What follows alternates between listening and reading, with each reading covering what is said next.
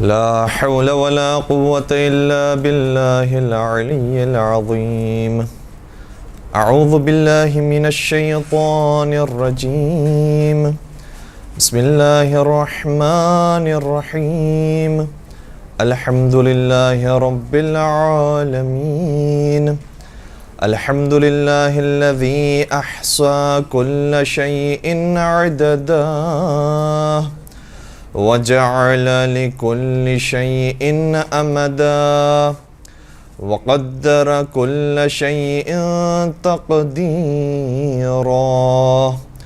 ثم الصلاة والسلام على النبي الأمي العربي القرشي الهاشمي المكي المدني الأبتحي التهامي العبد المؤيد والرسول المسدد المصطفى الأمجد المحمود الأحمد حبيب إله العالمين أبي القاسم محمد.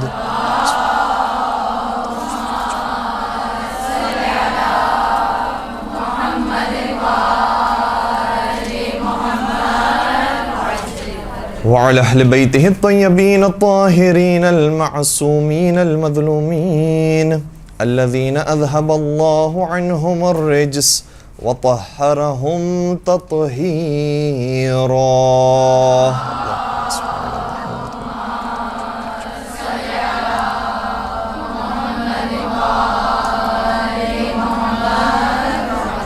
ولعنة الله على أعدائهم أجمعين. أما بعد فقد قال الله تبارك وتعالى في محكم كتابه المجيد وفرقانه الحميد. بسم الله الرحمن الرحيم. يا أيها الذين آمنوا اتقوا الله وابتغوا إليه الوسيلة. درود پڑھ دیجئے محمد وعلیہ.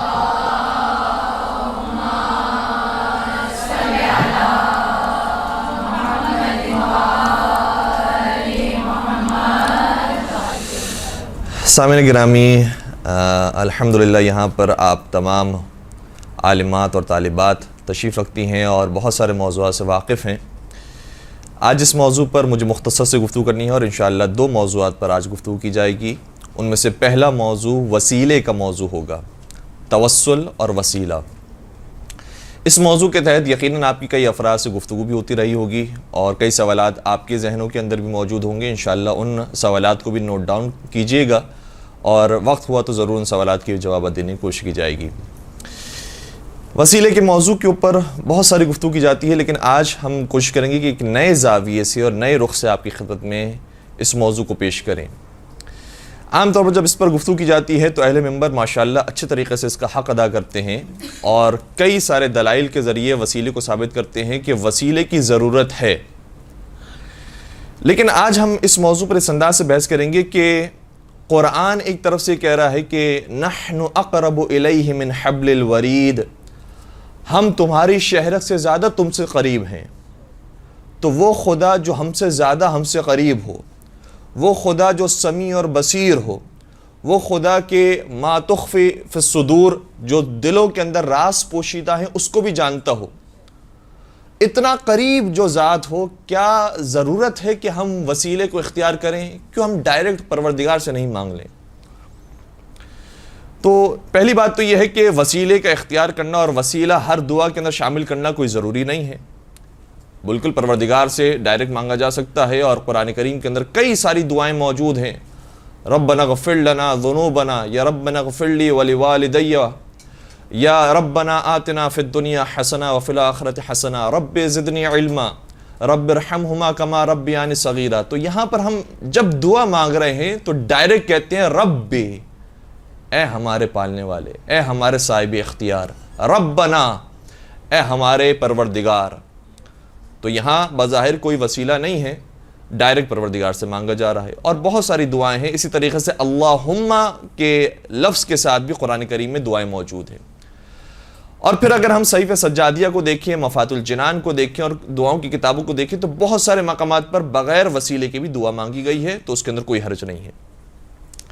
لیکن جو اعتراض کرنے والے ہیں وہ اس انداز سے اعتراض کرتے ہیں کہ جب ہم آیات قرآنیہ کو دیکھتے ہیں تو آیات قرآنیہ یہ کہہ رہی ہیں کہ پروردگار تم سے قریب ہے، اور جو قریب ہوتا ہے پھر اسے کسی وسیلے کی احتیاج نہیں ہے، تو ہم کیوں بلا وجہ کسی اور کو بھی شامل کریں پروردگار اور اپنے درمیان میں؟ اگر ہم نے کسی وسیلے کو اختیار کیا تو ہماری بات اور لیٹ پہنچے گی پروردگار تک، اور دیر سے پہنچے گی پروردگار تک، اور ہو سکتا ہے کہ وسیلہ ایسا ہو جو ہم نے اختیار کیا ہو تو وہ بات پروردگار تک پہنچانے کے قابل بھی نہ ہو۔ تو کیا ہی بہتر ہے کہ ہم اس وسیلے کو اور واسطے کو نکال دیں اور ڈائریکٹ پروردگار سے مانگیں، تو ہماری دعا زیادہ جلدی قبول ہوگی۔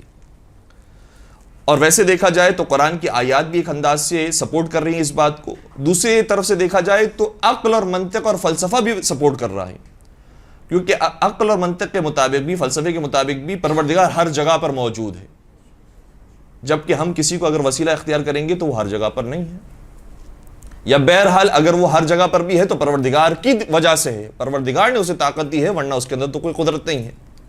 تو پروردگار جو ہر جگہ پر ہے، پروردگار جو صاحب اختیار ہے، پروردگار جو صاحب علم ہے، پروردگار جو صاحب قدرت ہے، اور پروردگار جو ہم سے سب سے زیادہ نزدیک ہے، ہم اس تک پہنچنے کے لیے وسیلہ کیوں اختیار کریں؟ یہ سوال اس انداز سے پیش کیا جاتا ہے۔ اس کا جواب دینے سے پہلے ایک اور ہم سوال کریں گے، وہ یہ ہے، اور اس سوال سے ہی اس کا جواب ہے۔ سوال یہ ہے کہ مجھے یہ بتائیے، جب ہمیں کوئی حاجت پیش ہوتی ہے، ہم کوئی چیز مانگنا چاہتے ہیں پروردگار سے، کوئی ہمارا سوال ہوتا ہے، اس کے لیے ہمیں کیا دعا کرنی چاہیے؟ ہمیں اس کے لیے کیا دعا کرنی چاہیے؟ کیا جواب ہے اس کا؟ سبھی ایک آواز ہو کر یہ کہیں گے کہ ہمیں دعا کرنی چاہیے، دعا مانگنی چاہیے۔ جب ہمارا کوئی سوال ہے تو دعا کے ذریعے وہ حل ہوگا۔ سوال پھر ہمارا وہی ہے کہ وہ خدا جو تمہاری شہرت سے زیادہ نزدیک ہے، ضرورت کیا ہے کہ اپنے الفاظ کے ذریعے اسے مانگو، دعا کے ذریعے اسے مانگو۔ تمہارے دل کے اندر خیال آ گیا، بس یہی کافی ہے، دعا کرنے کی کیا ضرورت ہے میرے ساتھ؟ بات پہنچ رہی ہے؟ ہمارا سوال یہ ہوگا، آپ یہ کہتے ہیں کہ کوئی سوال ہے ہمارا، کوئی حاجت ہے، کوئی پریشانی ہے ہمیں، ہم اس کے لیے کیا کریں؟ کہا پروردگار سے مانگو۔ کیسے مانگے؟ کہا دعا کرو۔ اگر ہم دعا کریں گے اور الفاظ کا سہارا لیں گے، اپنی زبان کا سہارا لیں گے، تو یہ بھی تو ایک وسیلہ ہے، اور اس خدا سے ہمیں مانگنے کی ضرورت کیا ہے جو ہمارے دل کے حالات سے زیادہ بہتر واقف ہے؟ اور پھر وہی ساری باتیں آئیں گی کہ وہ جو شہرگ حیات سے زیادہ نزدیک ہے، وہ کہ جو ہر جگہ پر موجود ہے، وہ جو سمیع اور بصیر ہے، وہ جو صاحب علم ہے، وہ جو صاحب قدرت ہے، کیا ضرورت ہے کہ ہم اپنے الفاظ کو استعمال کریں اور پھر اس سے کوئی حاجت طلب کریں؟ کوئی ضرورت نہیں۔ تو پھر دعا مانگنا بھی چھوڑ دیں۔ جب وہ اتنا نزدیک ہے تو کچھ کہنے کی بھی ضرورت نہیں، بس ہمارے ذہن میں خیال آیا، ہمارے دل میں کوئی ارمان آیا، خود بخود پروردگار تو پہنچ گئی بات، پھر دعا مانگنے کی بھی ضرورت نہیں ہے۔ کیوں ہم دعا مانگتے ہیں؟ سوال یہ ہے کہ کیوں ہم پھر دعا مانگتے ہیں؟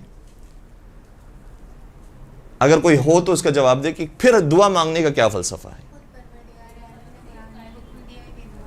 احسن، اس کا یہی بہترین جواب ہے کہ ہم ویسے دعا نہیں مانگتے، مگر یہ کہ پروردگار نے خود یہ حکم دیا ہے کہ مجھ سے مانگو، پکارو، یاد کرو تاکہ میں تمہاری حاجت روائی کروں۔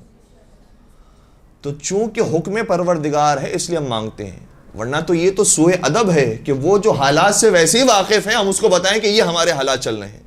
وہ کہے گا مجھے تمہارے حالات زیادہ بہتر معلوم ہیں، تم ہمیں کیا بتاؤ گے؟ لیکن چونکہ اس نے حکم دیا ہے کہ بتاؤ، پکارو، اپنے حالات سے ہمیں آگاہ کرو، اور اس کے بھی بہت سارے فلسفے ہیں کہ انسان زبان کے ذریعے جب اس کی ادائیگی کرتا ہے، اظہار کرتا ہے کسی چیز کے اندر، تو پھر اس کا تواضع اور انکساری اور بڑھ جاتی ہے، رو رو کر آتا ہے پروردگار کے حضور۔ تو چونکہ پروردگار نے قرآن میں ہمیں حکم دیا ہے کہ ادعونی استجب لکم، مجھ سے دعا مانگو، میں تمہاری دعاؤں کو استجابت تک پہنچاتا ہوں، تمہاری دعائیں قبول کرتا ہوں، تو حکم پروردگار کی وجہ سے ہم یہ جرت اور جسارت کرتے ہیں کہ اس سے کچھ کلام کرتے ہیں، ورنہ تو وہ بن مانگے ہی دینے والی ذات ہے۔ دعائے ماہ رجب کے اندر یہ جملہ آیا ہے کہ یا من یعطی من سألہ یا من یعطی من لم یسألہ ومن لم یعرف، اے وہ ذات جو اس کو دیتی ہے جو اس سے مانگتا ہے، اور اس کو بھی دیتی ہے جو اس سے نہیں مانگتا اور اس کو نہیں جانتا، اس کو بھی دیتی ہے۔ تو وہ ذات تو ہے، وہ ہماری حاجتوں سے زیادہ بہتر واقف ہے، اس کو معلوم ہے کہ ہمارے حالات کیا ہیں، ہماری پریشانیاں کیا ہیں، اور ہماری تمنائیں، ہماری آرزویں کیا ہیں، سب جانتا ہے وہ۔ لیکن پھر بھی حکم دیا گیا کہ مانگو، الفاظ کا سہارا لو، اس کے سامنے آ کر آداب دعا کے ساتھ حاضر ہو۔ تو جب ہم دعا کے معاملے کے اندر یہ کہتے ہیں کہ چونکہ حکم پروردگار ہے اس لیے ہم مانگ رہے ہیں، اسی طرح سے وسیلے کے موضوع پر بھی ہمیں یہی جواب دینا چاہیے کہ چونکہ حکم پروردگار ہے کہ یا ایھا الذین آمنوا اتقوا اللہ وابتغوا الیہ الوسیلہ، اے صاحبان ایمان اللہ کا تقوی اختیار کرو اور اس تک پہنچنے کے لیے وسیلہ تلاش کرو۔ تو حکم پروردگار کی وجہ سے ہم وسیلہ اختیار کرتے ہیں۔ اگر حکم پروردگار نہیں ہوتا اور حکم پروردگار یہ ہوتا کہ مستقیماً مجھ سے مانگو، تو ہم کوئی وسیلہ اختیار نہیں کرتے، پروردگار سے مانگ رہے ہوتے۔ لیکن حکم پروردگار ہے، اور کیوں ہے حکم پروردگار؟ اب اس کے اندر فلسفے بہت ہیں اور اس کے اندر بہت ساری باتیں ہیں، یہ ہمارا موضوع نہیں کہ کیوں یہ حکم رکھا گیا، لیکن ایک سادہ سی بات یہ ہے کہ پروردگار یہ چاہتا ہے کہ جس طرح سے ہم پروردگار کی معرفت حاصل کر رہے ہیں، پروردگار سے محبت رکھ رہے ہیں، اسی طریقے سے ان وسیلوں سے بھی محبت کریں اور ان وسیلوں کی بھی پیروی کریں اور ان کا بھی احترام کریں کہ جن کے ذریعے ہماری یہ دعا پوری ہونے والی۔ تو حکم پروردگار کی وجہ سے ہم یہ کام کر رہے ہیں، اور حکم پروردگار جب آ جائے تو وہاں پر کوئی عقل و منطق کام نہیں آتی۔ یہ بالکل اسی طرح سے ہے کہ فجر کی 2 رکعت نماز ہم کیوں پڑھتے ہیں؟ کیوں پروردگار نے پوری رات جب ہم سوئے ہوئے تھے تو جگا کر کہا کہ اٹھو 10 رکعت نماز کے لیے نہیں، 5 رکعت نماز کے لیے نہیں، صرف 2 رکعت نماز کے لیے؟ ہماری نیند تو خراب ہو ہی گئی ہے، اب 5 رکعت پڑھوا لیں، کہ نہیں ہمیں صرف 2 رکعت چاہیے۔ اگر کسی نے آ کر اضافہ کیا، کہا کہ نہیں میں اب کھڑا ہو ہی گیا ہوں تو اب میں 3 رکعتیں پڑھ کے چھوڑوں گا، کہ اب نہ تمہاری 3 رکعت قبول ہوگی نہ 2 رکعت قبول ہوگی، چونکہ تم نے اپنی مرضی کی دعا کی، اپنی مرضی کی نماز پڑھی ہے، تو نہ اب 3 قبول ہوگی نہ 2 قبول ہوگی۔ ہم جو چاہ رہے ہیں ہمیں وہی چاہیے، صرف 2 رکعت مانگی ہے تو 2 رکعت چاہیے، 4 مانگی ہے تو پھر 2 نہیں چاہیے، پھر 4 ہی چاہیے۔ اسی طرح سے وسیلے کا بھی معاملہ ہے۔ جب ہم نے کہا ہے کہ وسیلہ اختیار کرو، وسیلہ تلاش کرو، پھر اگر کوئی بغیر وسیلے کے آ کر یہ کہے اور اپنا عقیدہ یہ بنا لے کہ نہیں وسیلے کے بغیر ہی مانگا جاتا ہے، وسیلے کے ساتھ جس نے مانگا ہے اس سے شرک کیا ہے، تو پھر اس نے بہت بڑی جسارت کی پروردگار کے سامنے کہ حکم پروردگار تو یہ ہے کہ وسیلہ اختیار کرو، اور میں اگر یہ کہوں کہ میں اس حکم کو نہیں مانتا ہوں، میں بغیر وسیلے کے تجھ سے مانگوں، یہ بالکل اسی طرح سے ہے کہ جیسے شیطان نے گویا جملہ کہا تھا کہ پروردگار میں تجھے تو سجدہ کر سکتا ہوں لیکن میں آدم علیہ السلام کو سجدہ نہیں کر سکتا۔ یہ نہیں کہہ رہا کہ پروردگار میں تجھے بھی سجدہ نہیں کروں گا، میں بتوں کو سجدہ کروں گا، میں کروں گا تجھے ہی سجدہ، لیکن میں آدم کو سجدہ نہیں کر سکتا۔ پروردگار نے کہا مجھے آدم والا سجدہ چاہیے، تم نے مجھے سجدے کیے ہیں وہ تو کیے ہیں، لیکن مجھے اب جو سجدہ چاہیے وہ آدم علیہ السلام والا سجدہ چاہیے۔ آدم علیہ السلام کو سجدہ کرو تو تم میرے مطیع کہلاؤ گے، ورنہ میرے مطیع و فرمانبردار نہیں کہلاؤ گے۔ تو جو حکم پروردگار ہو اس کے مطابق عمل کرنا ہے۔ لہٰذا وسیلے کے موضوع پر بھی ہمیں چاہیے کہ تھوڑا سا غور و فکر کریں اور حکم پروردگار کے مطابق عمل کرتے ہوئے وسیلہ اختیار کریں۔ تو سب سے پہلی بات تو یہ ہے کہ جو بالکل ڈائریکٹ آ کر انکار کرتے اور کہے کہ نہیں یہ شرک ہے، بدعت ہے، تو ان کے سامنے قرآن کریم کی آیت رکھ دینی چاہیے کہ قرآن کریم یہ کہہ رہا ہے۔ اب اس کے بعد آپ کیا کہتے ہیں؟ اچھا، بسا اوقات یہ ہوتا ہے کہ اس کے مقابلے پر بھی ایک آیت پیش کی جاتی ہے جو ہم روزانہ پڑھتے ہیں اور دن میں کم از کم 10 مرتبہ پڑھتے ہیں کہ ایاک نعبد و ایاک نستعین، ہم صرف اور صرف تیری عبادت کرتے ہیں اور صرف تجھ سے مدد چاہتے ہیں۔ تو صرف اور صرف عبادت تیری کرتے ہیں، تو مجھے بتائیے کہ کیا عبادت صرف خانہ کعبہ کی طرف رک کر کے سجدہ کرنے کا نام ہے؟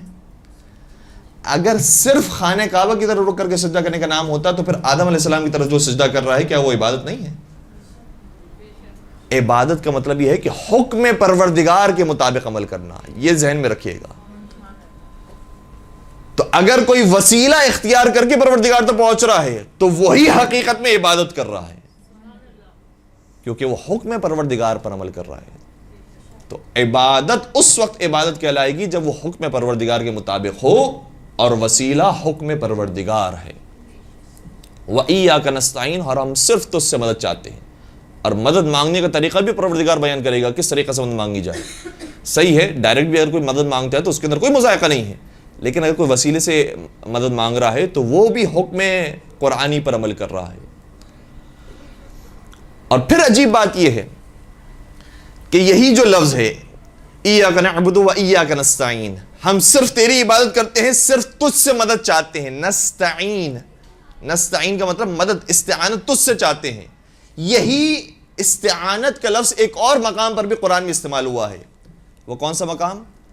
وَاسْتَعِینُوا بِالصَّبْرِ وَالصَّلَاةِ، مدد مانگو، استعانت مانگو صبر کے ذریعے اور صلاۃ کے ذریعے۔ تو کیا صبر اور صلاۃ یہ خدا ہیں؟ یہ خدا ہیں؟ کیا نماز کوئی خدا ہے یا خدا کا حکم ہے؟ قرآن کریم خدا ہے یا خدا کا حکم ہے؟ خانہ کعبہ خدا ہے یا خدا کا حکم ہے؟ نماز، روزہ، حج، زکوٰۃ، جتنی بھی عبادات ہیں یہ تو حکم پروردگار ہے، یہ گویا مخلوق پروردگار ہے، یہ خود خالق تو نہیں ہے۔ تو یہاں پر خود قرآن کریم نے کہا ہے کہ صبر اور صلاۃ کے ذریعے استعانت طلب کرو، مدد طلب کرو۔ تو ایک جگہ پر قرآن یہ کہہ رہا ہے کہ صرف مجھ سے مدد مانگو، دوسری جگہ پر یہ کہہ رہا ہے کہ نماز اور صبر کے ذریعے مدد مانگو۔ تو اس کا مطلب یہ ہوا کہ نماز صبر سے کے ذریعے مدد مانگنا خود پروردگار سے مدد مانگنے کے مترادف ہے۔ یہاں تک بات پہنچ گئی۔ اب ایک اور خوبصورت حدیث ہم آپ کی خدمت میں ہدیہ کرتے ہیں، جو نبی اکرم حضرت محمد مصطفیٰ صلی اللہ علیہ وآلہ وسلم سے بھی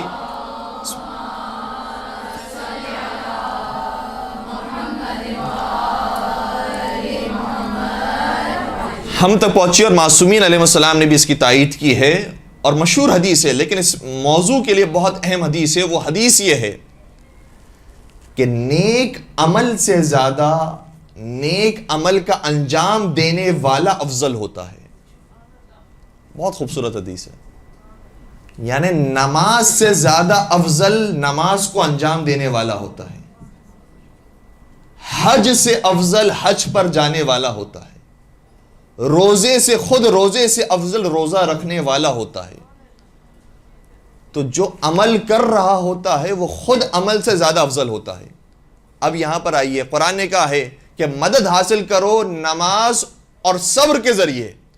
تو جب عمل سے مدد حاصل کرنا جائز ہے تو جو عمل کرنے والا ہے اور عمل کا واقعاً حق ادا کرنے والا ہے، جو سید الصابرین بھی ہے اور سید المصلین بھی ہے، نماز گزاروں کا بھی سردار ہے اور عابدوں کا بھی سردار ہے، صابروں کا بھی سردار ہے، تو کیا اس کے ذریعے پروردگار سے مدد حاصل کرنے میں کوئی مذائقہ ہو سکتا ہے؟ جب خود عمل کے ذریعے انسان مدد حاصل کر سکتا ہے تو جو ان سے زیادہ افضل ہیں، جو عمل کا انجام دینے والے ہیں، ان سے اگر مدد حاصل کی جائے تو اس میں بھی کوئی مذائقہ نہیں۔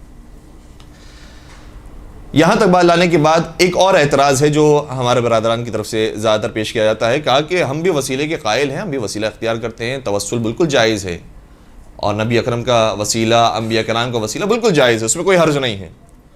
لیکن یہ وسیلہ اگر ہم قرآن کریم میں سرچ کریں تو وسیلہ اس وقت جائز ہوتا ہے کہ جب تک نبی اکرم حیات رکھتے ہوں۔ نبی کی زندگی میں لوگ آئے ہیں، نبی کو وسیلہ بنا کر انہوں نے دعائیں مانگی ہیں، ان کی دعائیں قبول ہوئی ہیں، تو نبی کی حیات میں تو ٹھیک ہے۔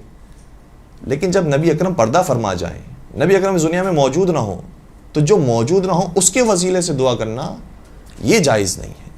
یہ قرآن کریم میں کہیں نہیں ذکر ہوئی، اور قرآن کریم کی چند آیات کا وہ حوالہ بھی پیش کرتے ہیں، وہ آیات بھی الحمدللہ آپ کے اذہان عالیہ کے اندر ہوں گی۔ مثال کے طور پر حضرت یوسف علیہ السلام کے بھائیوں نے وسیلہ بنایا ہے اپنے بابا جان کو، تو ان کے بابا جان حیات رکھتے تھے، ان کی زندگی میں ان کو وسیلہ بنایا، اور ان کے جملوں کو قرآن کریم نے اس طرح سے لکھا ہے کہ یا ابانا استغفر لنا ذنوبنا، اے ہمارے بابا جان ہمارے گناہوں کے لیے آپ استغفار کر دیجئے۔ تو اب تک تو یہ کہہ رہے تھے کہ درمیان میں کوئی دوسرا کیسے آ گیا، ڈائریکٹ آپ پروردگار سے استغفار مانگیے، لیکن یہاں تک اب آ گئے کہ نہیں، قرآن میں آیا ہے کہ اگر ہم کسی کے وسیلے سے بھی استغفار کرتے ہیں تو بالکل وہ وسیلہ جائز ہے، اس شرط کے ساتھ کہ وہ زندہ ہو. اگر وہ اس دنیا سے چلے گئے تو پھر کوئی وسیلہ نہیں ہے.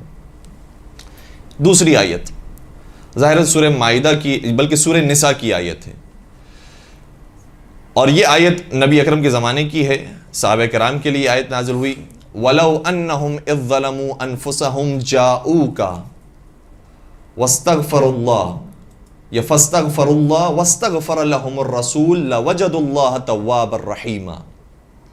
آیت یہ کہہ رہی ہے کہ اگر ان لوگوں میں سے کسی نے اپنے نفس پر ظلم کیا ہے، یعنی گناہ کر لیا ہے، جاؤکا یہ آپ کے پاس آئیں، آپ کی خدمت میں آئیں اور آپ سے کہیں کہ ہمارے لیے استغفار کر دیجئے، اور خود بھی یہ استغفار کریں تو لَوَجَدُوا اللَّهَ تَوَّابًا رَحِيمًا، تو یہ پروردگار کو بہت معاف کرنے والا اور بہت مہربان پائیں گے. تو انہوں نے کہا کہ یہ آیت بھی آئی ہے تو زمانہ رسول کے اندر آئی تھی، رسول اکرم زندہ تھے، اس وقت یہ آیت موجود تھی، لوگ اس طرح سے وسیلہ اختیار کرتے تھے، بالکل جائز ہے. لیکن جب نبی اکرم نے پردہ فرما لیا، اس کے بعد نبی اکرم کا واسطہ وسیلہ جائز نہیں ہے. ظاہر سی بات ہے کہ اب اس حوالے سے ہمارے پاس آیت اس اعتبار سے نہیں ہے چونکہ نبی اکرم جب تک زندہ تھے اس وقت تک تو آیتیں نازل ہو رہی تھی. اب ایسا تو نہیں کہ نبی اکرم کی وفات کے بعد بھی آیتیں نازل ہوں گی کہ بتایا جائے کہ نہیں نبی اکرم کے بعد بھی وسیلہ جائز ہے. نبی اکرم جب تک حیات رکھتے تھے اس وقت تک آیتیں موجود ہیں. کہا گیا کہ آؤ ان کی خدمت میں آؤ، ان سے وسیلہ اختیار کرو اور پھر اپنا استغفار طلب کرو تو پروردگار معاف کرنے والا ہے. آیات کے اندر یہ والی بات نہیں ہے. ہاں یہ ضرور ہے کہ اگر ہم دوبارہ سے اس اصلی آیت کی طرف چلے جائیں، بسم اللہ الرحمن الرحیم، یا ایھا الذین آمنوا اتقوا اللہ وابتغوا الیہ الوسیلہ، اے صاحبان ایمان تم اللہ کا تقوی اختیار کرو اور اس تک پہنچنے کے لیے وسیلہ تلاش کرو. یہ تو نہیں لکھا کہ ہر وسیلے کی ایک ایکسپائری ڈیٹ ہوتی ہے، یہ چیک کر لینا کہ تمہارا وسیلہ ایکسپائر تو نہیں ہو گیا نعوذ باللہ، یہ تو کہیں نہیں آئے. کہا وسیلہ تلاش کرو، اس کا مطلب یہ ہوا کہ جو وسیلہ ہے وہ پھر وسیلہ ہے، وہ ہمیشہ کے لیے وسیلہ ہے. وہ چاہے اس دنیا میں نہ بھی آیا ہو تب بھی حضرت آدم علیہ السلام کے لیے وسیلہ ہے، اور چاہے وہ اس دنیا سے چلے جائیں تب بھی وہ اپنی امت کے لیے وسیلہ ہے. کوئی اس کی ایکسپائری ڈیٹ نہیں ہے کہ یہاں سے یہاں تک کے لیے وسیلہ ہے، اس کے بعد وہ وسیلہ نہیں. کہیں کسی آیت میں نہیں آیا. یہ آیت بھی جو کہہ رہی ہے کہ یہ آپ کے پاس آئیں، وَلَوْ أَنَّهُمْ إِذْ ظَلَمُوا أَنفُسَهُمْ جَاءُوكَ، اگر انہوں نے اپنے نفس پر ظلم کیا ہے تو یہ آپ کے پاس آئیں. تو آپ کے پاس آئیں کا مطلب یہ ہے کہ جب تک آپ زندہ ہیں تب تک آپ کے پاس آئیں، یہ بھی نہیں کہا گیا. بلکہ کئی ساری روایات میں حتیٰ کتب اہل سنت کے اندر بھی موجود ہے کہ صحابہ کرام اگر محسوس کرتے تھے کہ ان سے کوئی بہت بڑا گناہ سرزد ہو گیا ہے، کوئی انہوں نے جرم کر لیا ہے، تو پیغمبر کی قبر کے پاس آ کر کہتے تھے کہ یا رسول اللہ آپ ہماری شفاعت فرما دیجئے، آپ ہماری سفارش کر دیجئے، آپ ہمارے لیے طلب استغفار کر دیجئے. اور کیوں؟ اور جب ان سے سوال کیا جاتا، کبھی کبھار اعتراض کیا جاتا کہ اس قبر سے تم مانگ رہے ہو، اس مٹی سے تم مانگ رہے ہو، کہا تم نے کیا قرآن کی آیت نہیں پڑھی؟ وَلَوْ أَنَّهُمْ إِذْ ظَلَمُوا أَنفُسَهُمْ جَاءُوكَ فَاسْتَغْفَرُوا اللَّهَ وَاسْتَغْفَرَ لَهُمُ الرَّسُولُ لَوَجَدُوا اللَّهَ تَوَّابًا رَحِيمًا. تو یہ آیت ایکسپائر تو نہیں ہوئی ہے، یہ تا قیامت باقی رہنے والی ہے. اس لیے میں قبر رسول کے پاس آیا ہوں کیونکہ حکم پروردگار یہ ہے کہ یہ آپ کے پاس آئیں اور طلب استغفار کریں، اس لیے میں قبر رسول پر آیا ہوں. تو صراحت کے ساتھ بہرحال قرآن کریم میں آیت موجود نہیں. اب ہم آتے ہیں روایات کی طرف. ہمارے کتابوں کے اندر تو ماشاءاللہ بہت ساری روایات موجود ہیں اس حوالے سے، اور کتب اہل سنت کے اندر بھی بہت ساری روایات موجود ہیں. اور خود بزرگان اہل سنت کا کہنا یہ ہے کہ ہمارے یہاں پر بھی کوئی دو رائے نہیں تھی جب تک کہ ایک خاص فرقہ پیدا نہیں ہو گیا. اس وقت تک ہمارے یہاں بھی متفقون علیہ مسئلہ تھا، جو آپ کے یہاں مسئلہ ہے وہی ہمارے یہاں کا مسئلہ تھا. ہم دونوں ایک ہی فکر کے تھے. لیکن یہ جو بعد میں نئی فکر آئی ہے اور جس نے سارے مسلمانوں کو تتر بتر کر دیا اور ایک دوسروں کو دشمن بنا دیا ہے، ان لوگوں نے آ کر مسئلہ خراب کیا. ہمارے یہاں تو دعائے توسل بھی موجود ہے، 14 معصومین کے سارے وسیلے کو اختیار کیا جاتا ہے اور اس کے بعد دعا مانگی جاتی ہے، کوئی قباحت نہیں ہے. لیکن اب ہم بات کر رہے ہیں کتب اہل سنت کی. تاریخ طبری تاریخ کی ایک بہترین اور قدیمی ترین کتاب، تاریخ طبری کی جلد نمبر 2 میں یہ واقعہ موجود ہے کہ جب خلیفہ اول کے لشکر کا مقابلہ مسیلمہ کذاب کے لشکر کے ساتھ ہوا، جس نے پیغمبری کا جھوٹا دعویٰ کیا تھا، اور کافروں کا لشکر مسلمانوں کے لشکر کے آمنے سامنے آ گیا، تو مسلمانوں کے لشکر کا نعرہ کیا تھا یہ بیان کیا جا رہا ہے۔ کان شعارہم یومئذ یا محمد، اس دن مسلمانوں کے لشکر کا نعرہ یہ تھا یا محمد کہہ کر جنگ کرتے تھے۔ تو کہا جائے گا صحابہ کرام آپ تو ماشاءاللہ سے سب سے بڑے موحد ہیں، توحید پرست ہیں، آپ کیوں شرک کرنے کے لیے نعوذ باللہ آگے بڑھ گئے؟ آپ یا اللہ کہنے کے بجائے یا محمد کیوں کہہ رہے ہیں؟ تو ان کی طرف سے بھی جواب آئے گا یا محمد کہنا شرک نہیں ہے، محمد ہی کے وسیلے سے پروردگار سے مانگنا یہی عین توحید ہے۔ مل کے درود پڑھ دیجئے گا محمد و آل محمد۔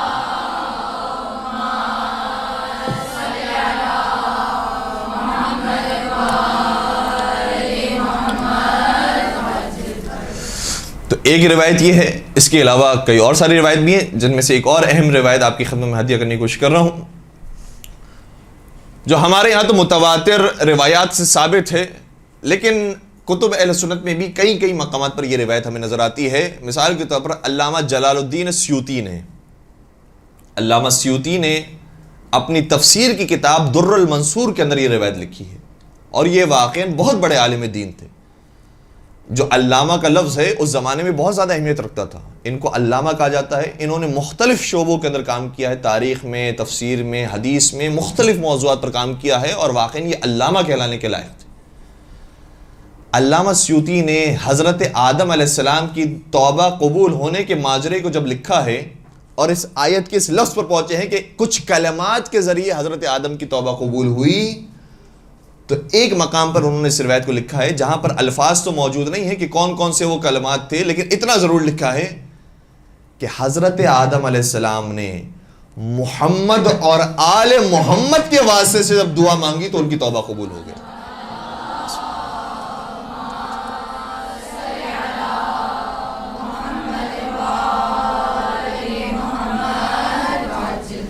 تو حضرت آدم علیہ السلام نے محمد و آل محمد علیہ السلام کی تشریف آوری سے پہلے ان سے واسطہ طلب کیا ہے، اور اب تو ان کی تشریف آوری ہو چکی ہے، تو ان کے آ جانے کے بعد اگر ان سے وسیلہ اختیار کیا جائے تو اس کے اندر کیا قباحت۔ اور اگر انسان واقعاً آدمی کہلانے کے لائق ہو، حضرت آدم کا سچا اور ان کا وفادار اور فرمانبردار اولاد کہلانے کے لائق ہو، تو پھر اسے بھی چاہیے کہ سنت آدم علیہ السلام پر عمل کرتے ہوئے وہ بھی محمد و آل محمد کا وسیلہ اختیار کرے۔ اور ان وسیلوں کے اندر بھی جو اہم ترین وسیلے ہیں، جن کا نام باقاعدہ روایات کے اندر ذکر ہوا ہے، یا محمد، یا علی، یا فاطمہ، یا حسن، یا حسین۔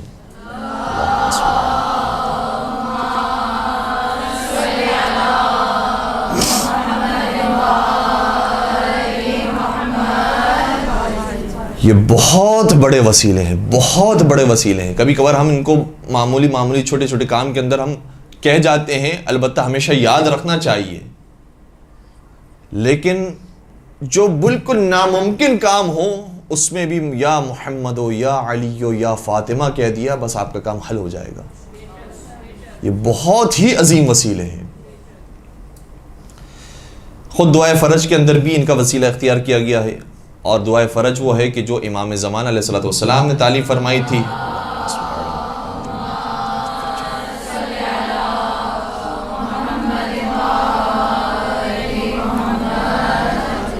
اور انہوں نے فرمایا ہے کہ اس طرح سے دعا مانگو کہ جس میں آئے یا محمد ہو، یا علی ہو، یا علی ہو، یا محمد۔ اور پھر آگے جملہ یہ ہے کہ اکفیانی فإنکما کافیان، آپ میرے لیے کافی ہو جائیں کیونکہ پروردگار نے آپ کو کافی اور مکمل بنایا ہے، آپ کو صاحب اختیار بنایا ہے۔ وانصرانی، اور آپ میری مدد کیجئے، فإنکما ناصران، چونکہ آپ کو مددگار بنایا ہے۔ اور یہ آج کل کلپس بہت زیادہ وائرل ہوئی ہے، اب میں نام نہیں لینا چاہتا، لیکن آپ سمجھ جائیں گے کہ جو سوشل میڈیا میں جن کی کلپس کافی وائرل ہو رہی ہیں، ان کا باقاعدہ انہوں نے ٹائٹل یہ رکھا ہے کہ یا علی مدد کہنا شرک ہے، صرف یا اللہ مدد کہنا چاہیے۔ یا اللہ مدد کہنے سے ہمیں کوئی مذائقہ نہیں ہے، بالکل یا اللہ مدد کہنا بالکل جائز ہے، لیکن حکم پروردگار یہ ہے کہ وسیلہ اختیار کرو۔ تو یا علی مدد جب انسان کہہ رہا ہوتا ہے تو یہ وسیلہ ہے کہ جس کو پکارا جا رہا ہے. اور پھر قرآن کریم کی خود آیت بھی ہے کہ تمہارا مولا کون ہے؟ تمہارا مولا اللہ ہے، جبرائیل ہے، رسول اللہ ہے اور صالح المؤمنین ہے. اور صالح المؤمنین کی تفسیر میں تمام شیعہ اور سنی علماء نے لکھا ہے کہ صالح المؤمنین سے مراد کوئی اور نہیں سوائے حضرت علی ابن ابی طالب علیہ السلام.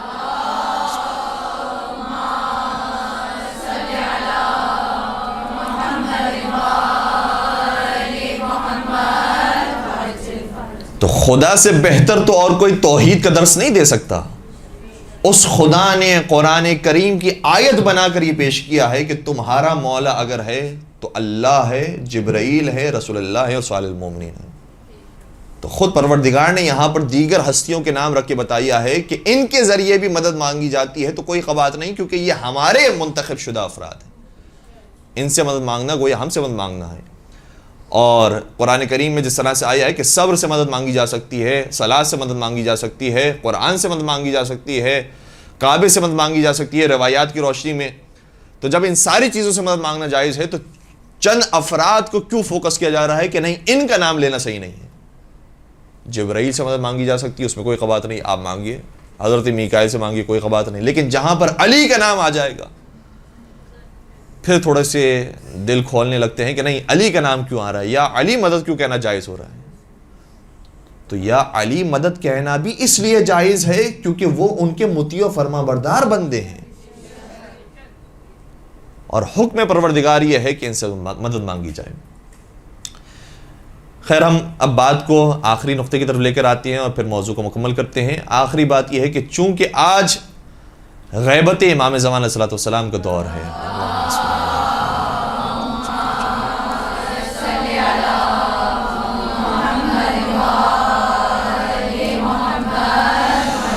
تو غیبت کے زمانے میں بطور خاص ہمیں چاہیے کہ امام وقت سے مدد مانگیں. امام وقت ہمارے مددگار ہیں، اور اس حوالے سے کئی سارے واقعات ہیں اور روایات کی طرف یہ بات ملی ہے.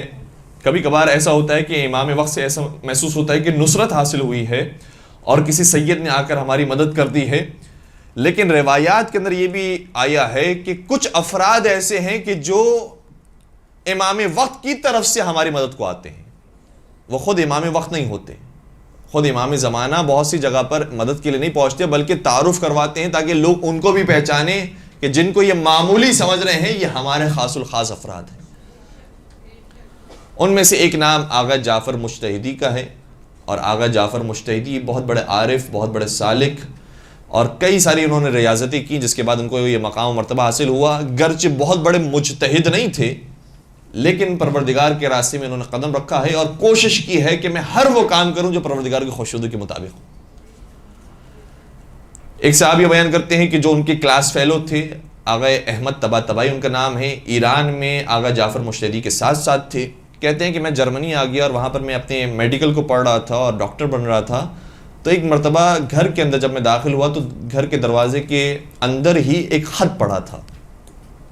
میں نے خط کو کھولا تو اس میں لکھا تھا کہ آغا جعفر مجتہدی کی طرف سے خط ہے، تمہارے حال احوال کیا ہیں؟ اور حال احوال پوچھنے کے بعد یہ کہا کہ اگر تم چاہتے ہو کہ مجھ سے ملاقات کرو تو شہر سے باہر فلاں پہاڑی کے اوپر ایک جھوپڑی نما چیز موجود ہے، جھوپڑی ہے، وہاں پر آ کر ہم ملاقات کر سکتے ہیں. یہ کہتے ہیں کہ میں حیران ہو گیا کیونکہ کئی سال ہو گئے تھے اور آغا جعفر مجتہدی سے ہماری ملاقات نہیں ہوئی تھی، اور مجھے معلوم تھا کہ وہ قم میں موجود ہے، وہ ایران میں موجود ہے. مجھے بڑا تعجب ہوا کہ وہ جرمنی آ گئے ہیں. خیر، میری بڑی تمنا تھی کہ میں ان سے ملاقات کروں اور ان سے کچھ فیض حاصل کروں. میں نکلا شہر سے باہر اور جس جگہ کا انہوں نے ایڈریس دیا تھا وہ جگہ میں پہلے دیکھ چکا تھا، اس لیے میں فوراً سے وہاں پہنچا. رات کا وقت تھا، سردی بہت زیادہ تھی، برف باری موجود اور برف باری ہو رہی تھی. جس پہاڑی کا انہوں نے کہا تھا وہ پوری برف سے ڈھکی ہوئی تھی. مجھے کوئی راستہ نہیں ملا کہ میں اوپر چڑھ سکوں. تو اتنے میں آغا جعفر مجتہدی نے جھوپڑی کا دروازہ کھولا اور کہا کہ اے احمد، یا علی کہو اور اوپر آ جاؤ. کہتے ہیں میں نے یا علی کہا اور پھر جیسے جیسے ہاتھ رکھتا گیا گڑتے گئے اور میں فوراً سے اوپر پہنچ گیا. جب میں اندر داخل ہوا تو میں نے کیا دیکھا کہ ایک ماں ہے، ایک بوڑھی خاتون ہے اور ایک اس کا بچہ محسوس ہوتا ہے. بچہ ہے جو مریض تھا اور ابھی ابھی اس سے صحت پائی ہے، اور ابھی وہ ماں اور بچے کی گفتگو ہو رہی ہے، اور یہ ماں بھی ایسی ہے کہ جو آغا جعفر مشتری کی بڑی عقیدت مند محسوس ہوتی ہے، ان کے گرد طواف کر رہی ہے۔ مجھے سمجھ میں نہیں آیا کہ یہ ماجرا کیا ہو رہا ہے۔ آغا جعفر مشتری نے مجھ سے کہا کہ میں تھوڑی دیر میں آتا ہوں، جب تک تم یہیں پر رہنا۔ میں وہیں پر موجود تھا، تو میں نے اس خاتون سے سوال کیا کہ کیا آغا جعفر مشتری آپ کے کوئی رشتہ دار ہوتے ہیں، کوئی آپ کی دوستی آشنائی ہے ان سے؟ انہوں نے کہا کہ نہیں، میری کوئی دوستی نہیں۔ تو کہا کہ پھر یہاں پر کیسے آ گئے اور آپ کے جھوپڑی میں کیسے موجود ہیں؟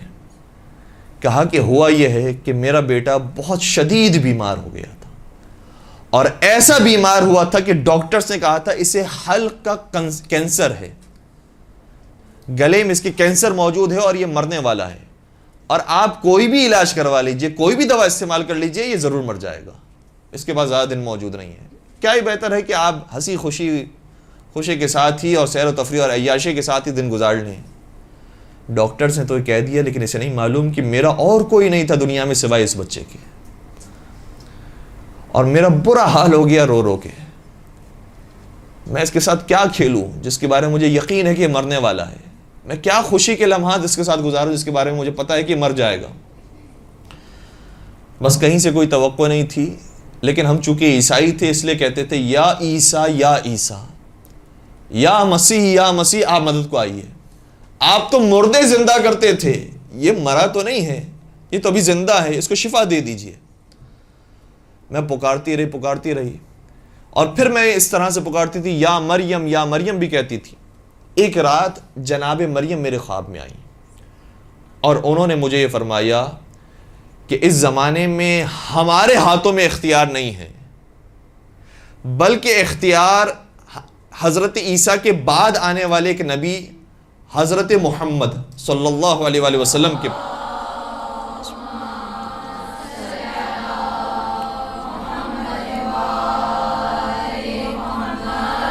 کہ ایک بیٹے کے پاس ہے کہ جو نسل حضرت فاطمہ زہرا سلام اللہ علیہا سے ہے۔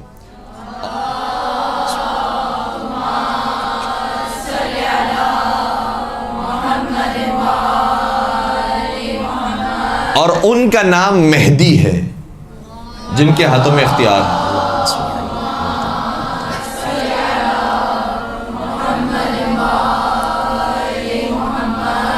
اگر تمہیں پکارنا ہے تو یا مہدی کہہ کر پکارو۔ بس کہتی ہے کہ میں جیسے بیدار ہوئی میرے ذہن میں 3 نام آ گئے، یا محمد، یا فاطمہ، یا مہدی۔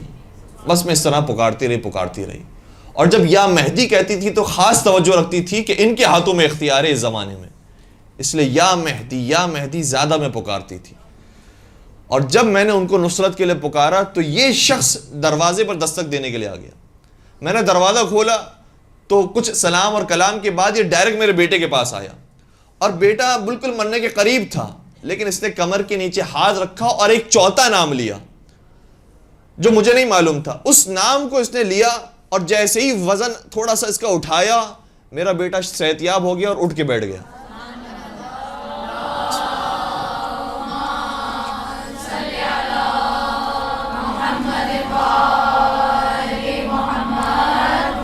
اور میرا بیٹا کہنے لگا مادر گرامی مجھے بھوک لگ رہی ہے، میرے لیے کچھ کھانا لے کر آؤ۔ میری خوشی کی انتہا نہیں تھی، میں جلدی اس کے لیے کھانے کا انتظام کرنے لگی، اور ابھی ہماری گفتگو ہو رہی تھی کہ تم داخل ہو گئے۔ کہتے ہیں کہ جب میں نے اس کی ساری گفتگو سنی، تھوڑی دیر کے بعد آغا جعفر مشتری آئے تو میں نے ان سے پورا واقعہ بیان کیا، اور پھر میں نے کہا کہ وہ جو چوتھا نام تھا وہ کیا لیا جو یہ خاتون نہیں جانتی ہے، اور آپ نے نام لیا اور اس کو شفا مل گئی؟ کا چوتھا نام کوئی اور نہیں تھا، میں نے صرف یا علی کہا اور اس کا مرض ختم ہو گیا۔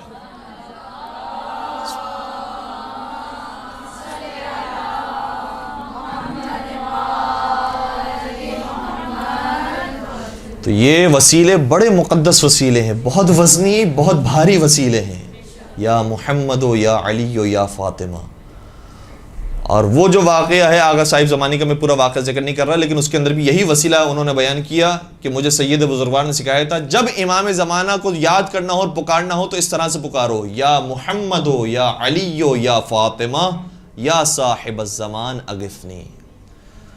اے محمد مصطفیٰ، اے علی مرتضیٰ، اے فاطمہ زہرا، اے صاحب الزمان میری مدد کو آئیے۔ اور مشکل حالات میں واقعی مدد ہوتی ہے، لیکن ہم مشکل کو مشکل سمجھیں اور یہ بھی یقین رکھیں کہ ہمارا مشکل کشا موجود ہے۔ مشکل کشا صرف زمانے رسول کے اندر مولا علی کی صورت میں موجود نہیں تھے، بلکہ آج بھی علی مرتضیٰ کی صورت میں امام زمان علیہ الصلوۃ والسلام موجود ہے۔ شبیہ ہے علی مرتضیٰ، شبیہ ہے محمد مصطفیٰ، شبیہ ہے حسین سید الشہداء، آج بھی موجود ہے۔ ایک طالب علم تھا کہ جس نے بڑی غربت میں شادی کی اور اپنے خانم کو اور اپنی وائف کو بتایا ہوا تھا کہ اس طرح کی میرے حالات ہیں۔ کہتے جب ہم نے شادی کر لی تو پہلی رات مجھے یہ خبر ملی کہ جو میری وائف کے رشتہ دار ہیں وہ ہم سے ملنے کے لیے آ رہے ہیں، مبارکباد دینے کے لیے آ رہے ہیں۔ یہ بھی کبھی کبھار ایسا اتفاق ہوتا ہے کہ لوگ یہ سمجھتے ہیں کہ ہم ان کے پاس جا رہے ہیں مبارکباد دینے کے لیے تو وہ خوش ہوں گے، لیکن پتہ چلتا ہے کہ ان کے معاملات بڑے سنگین ہیں، بڑے خراب ہیں، اگر ہم جائیں گے تو ہو سکتا ہے کہ اور وہ پریشان ہو جائیں۔ تو کہتے ہیں کہ میرے پاس کچھ نہیں تھا، واقعاً کچھ نہیں تھا، یعنی کچھ نہیں اس معنوں میں نہیں کہ میں بہت زیادہ کچھ نہیں کر سکتا تھا، نہیں، میں کچھ بھی نہیں کر سکتا تھا، نہ گوشت نہ مرغی، کچھ بھی نہیں میرے گھر میں موجود ہے، کچھ کھانے کے لیے جو مناسب چیز ہو جو مہمانوں کی ضیافت کر سکوں، کچھ بھی موجود نہیں۔ کیا کریں؟ انہوں نے کہا کچھ دیر میں حاضر ہونے والے ہیں۔ کہا کہ میں نے اپنی زوجہ سے یہ کہا کہ چولہے پر ایسے ہی پانی چڑھا دو۔ انہوں نے پانی چڑھا دیا اور وہ پانی بوائل ہونے لگا، ابلنے لگا، کچھ نہیں اس کے اندر۔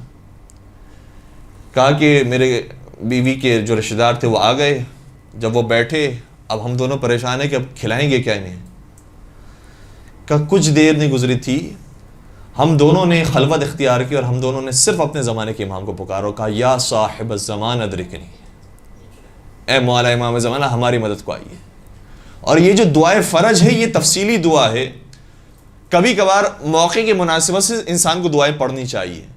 کچھ موقع ہوتے ہیں جب دعائے توسل پڑھے انسان، کبھی دعائے فرج پڑھے انسان، کبھی دعائے جوشن کبیر پڑھے انسان، اور کبھی کچھ وقت نہیں ہے، ہمارے پاس کچھ نہیں ہے کہ ہم زیادہ پڑھ سکیں، صرف اتنا کہہ دے یا صاحب الزمان ادرکنی، صرف اس وسیلے کو اختیار کریں۔ البتہ اور بھی مختصر دعائیں ہیں، مثال کے طور پر انسان محمد و آل محمد پر درود بھیجے، یہ بھی بہت بڑی دعا ہے۔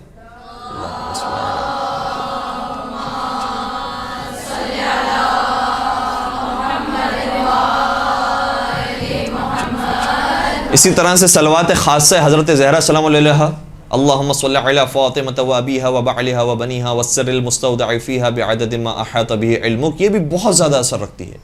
اور اسی طرح سے یا صاحب الزمان ادرکنی کہنا، اور پھر قرآن کریم کی آیات کو اگر دیکھا جائے اور روایات کو بھی دیکھا جائے تو استغفار کرنا یہ بھی خود ایک دعا ہے، اس سے بھی حاجتیں پوری ہوتی ہے۔ استغفر اللہ کا ورد کرنا، کہتے ہی بس میں نے یا صاحب الزمان ادرکنی، میرے سر پر اور کوئی نہیں ہے، میرا کوئی اور والی و وارث نہیں ہے سوائے آپ کے، میں تو آپ کے مکتب کی خدمت کرنے کے لیے طالب علم بنا تھا، میرے پاس کچھ نہیں ہے، آپ میری مدد کو آئیے۔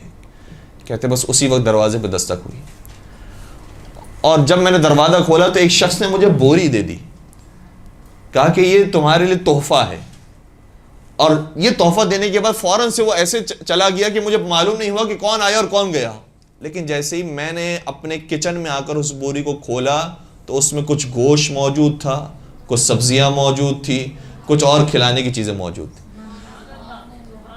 جیسے اسے معلوم تھا کہ میرا پانی چڑھا ہوا ہے اور صرف اس کے اندر یہ چیزیں ڈالنی ہیں، اور جو ہمیں دیا گیا تھا ہم نے بالکل وہی چیزیں ڈالی اور بہترین کھانا تیار ہو گیا۔ اللہم صل۔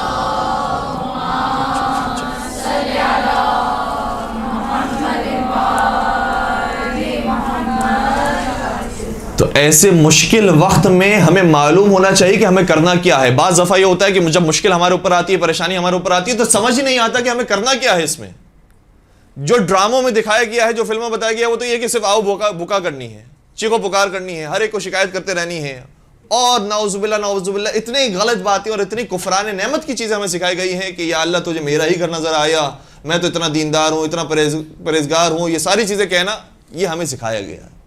جبکہ یہ معلوم ہونا چاہیے کہ جب پریشانی آئے تو ہمیں مشکل کشا کو پکارنا ہے، ان کے وسیلے سے پروردگار کو پکارنا ہے، یہ ہماری داد رسی کر سکتے ہیں اور کوئی نہیں کر سکتا۔ سید ابو الحسن اصفہانی کا بچپن کا زمانہ تھا، بہت بڑے ہمارے مرجع ہیں، آیت اللہ بروجردی کے بعد ان کی مرجعیت کا زمانہ تھا، سید ابو الحسن اصفہانی کہتے ہیں جب میں بچپنے میں حوض علمیہ کی طرف آیا، گاؤں سے آیا تھا اصفہان پڑھنے کے لیے، 10 سال کے تھے تقریباً، اور یہ واقعہ ظاہراً انہوں نے اپنی کتاب کے آغاز میں لکھا ہے۔ کہتے ہیں جب میں 10 برس کا تھا حوض علمیہ آیا تو میرے والدین نے بہت زیادہ مجھے منع کیا کہ وہاں جا کر کیا کرو گے، کیسے رہو گے، کیا کھاؤ گے، لیکن میرا شوق تھا کہ نہیں مجھے علم دین حاصل کرنا ہے، اس لیے میں آ گیا۔ ایک دن ایسا ہوا کہ میرے والد صاحب حوض علمیہ میں مجھ سے ملنے کے لیے آئے، اور سخت سردیاں تھیں، کھانے کے لیے تو کچھ مناسب تھا ہی نہیں، یعنی وہی سوکھی روٹیاں ہوتی تھی، لیکن گرمی پیدا کرنے کے لیے اور جو سردی سے بچنے کے لیے جو چیزیں ہوتی ہیں وہ بھی میرے کمرے میں موجود نہیں تھی، نہ مناسب لحاف موجود ہے، نہ کمبل موجود ہے، نہ ہیٹر موجود ہے، کچھ بھی نہیں ہے، حتیٰ جلانے کے لیے ایک چراغ اور ایک شمع بھی موجود نہیں تھی۔ اسی سردی میں میں رہتا تھا۔ جیسے ہی میرے والد صاحب میرے کمرے میں داخل ہوئے، انہوں نے شور شرابہ کیا اور ہنگامہ کیا کہ میں نے کہا تھا تمہیں کہ یہاں پر تمہیں کچھ نہیں ملے گا، تم اپنا وقت ضائع کر رہے ہو، اٹھاؤ اپنے سارے وسائل کو اور اپنے ساری کتابوں کو جمع کرو، ہم دوبارہ سے اپنے گاؤں جا رہے ہیں۔ کہتے ہیں کہ میرے پاس اور کوئی وسیلہ ہی نہیں تھا اور کوئی میرے پاس ذات ہی نہیں تھی، صرف میں نے اپنے دل کے اندر، اب یہ زبان پر بھی نہیں کہہ سکتے، دیکھیں میں نے کہا تھا کہ بڑی دعائیں کبھی ہم نہیں مانگ سکتے ہیں تو چھوٹی دعائیں مانگنی چاہیے، کبھی ہم چھوٹی دعا بھی اپنی زبان سے جاری نہیں کر سکتے کہ اگر ہم یہ جاری کریں گے تو سامنے سے یہ جواب آئے گا کہ کیا ہم امام زمانہ کا انکار کرنے والے ہیں کہ تم ابھی اپنے امام کو پکار رہے ہو اور گویا ہماری توہین کر رہے ہو کہ جیسے ہم نے تم پر کوئی ظلم کر دیا ہے۔ تو زبان سے بھی چھوٹی دعا انسان نہیں مانگ سکتا، صرف کہتے ہیں میں نے دل میں کہا کہ مولا مجھے معلوم ہے کہ اور کوئی میرا والی و وارث اور سرپرست نہیں ہے سوائے آپ کے، اگر آپ بہتر سمجھتے ہیں کہ میں آپ کے مکتب کی خدمت کروں تو آپ میری مدد فرمائیے، ورنہ میں یہاں سے اپنا سامان سفر باندھ کے دوبارہ اپنے گاؤں چلا جاؤں گا اور میں اس چیز کو چھوڑ دوں گا۔ جیسے ہی میرے یہ دل سے ٹوٹے ہوئے دل سے آواز نکلی کہ جس کا کوئی والی و وارث نہیں ہوتا اس کا امام اس کا والی و وارث ہوتا ہے، دروازے سے، مدرسے کے دروازے میں گھنٹی بجی، چوکیدار نے اس سے معلوم کیا اور آواز دی مجھے، کہا کہ تمہارا کوئی مہمان آیا ہے تم سے ملنے۔ جیسے میں نیچے اترا، کوئی جان پہچان والا شخص نہیں تھا، لیکن اس نے ایک لفافہ میرے ہاتھ میں دیا اور کہا کہ یہ لے جاؤ اور اپنے مہمان کی ضیافت کرو، اور خبردار یہ نہ سمجھنا کہ تمہارا کوئی والی و وارث نہیں۔ کہتے میرے بچپنے کا زمانہ تھا، میں تو اس کے جملے کو یاد بھی نہیں رکھ سکا اور سمجھ نہیں پایا اس وقت، لیکن جیسے ہی میں اپنے کمرے میں آیا خوشی کی انتہا نہیں تھی۔ میں نے کہا کہ بابا جان ابھی میں آپ کے لیے سارے انتظامات کرتا ہوں، آپ فکر مند نہ ہو، یہاں پر ہم ٹھیک ٹھاک اچھے انداز سے رہ رہے ہیں، اور دیکھیے میرے پاس اتنا بڑا یہ لفافہ کوئی شخص لے کر گیا ہے اور اس نے کہا ہے کہ خبردار کبھی یہ نہ سمجھنا کہ تمہارا کوئی والی و وارث نہیں ہے۔ کہتے میرے والد سمجھ گئے جملے کا مطلب کیا تھا، اور میرے والد نے مجھ سے یہ کہا کہ بیٹا جس ڈائریکشن کو تم نے اختیار کیا ہے وہی بہترین ڈائریکشن ہے، اس سمت کو چھوڑنا نہیں، اسی راستے میں رہنا اور اپنے ہدف تک پہنچنا۔ اور پھر خود میرے والد نے مجھے اتنا سپورٹ کیا کہ میں آہستہ آہستہ اس حوضے میں پڑھتا رہا اور ایک مجتہد اور ایک مرجع بن گیا۔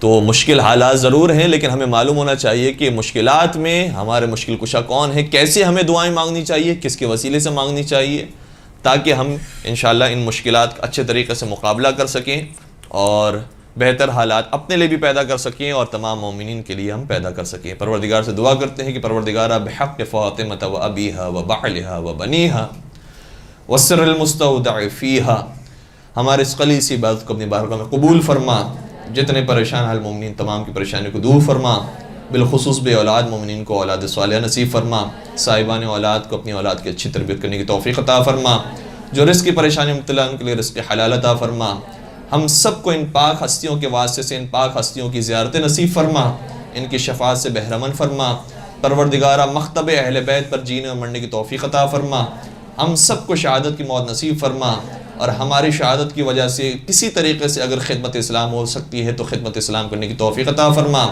پالنے والے حج اور عمرے کی سعادت بھی ہم سب کو عطا فرما، پالنے والے جو جس جرم کا اسیر ہے، بالخصوص جو بے جرم قیدی ہیں، پروردگارہ انہیں قید سے رہائی نصیب فرما، مقروضوں کے قرض کو غیب سے ادا فرما، اور حضرت قائم آل محمد حضرت حجت ابن الحسن کے ظہور میں تعجیل فرما، ہمیں ان کا دیدار انور نصیب فرما، ان کے عاشقین و محبین میں ہم سب کا نام شامل فرما۔ ربنا تقبل منا انك انت السميع العليم وتب علينا انك انت التواب الرحيم برحمتك يا ارحم الراحمين۔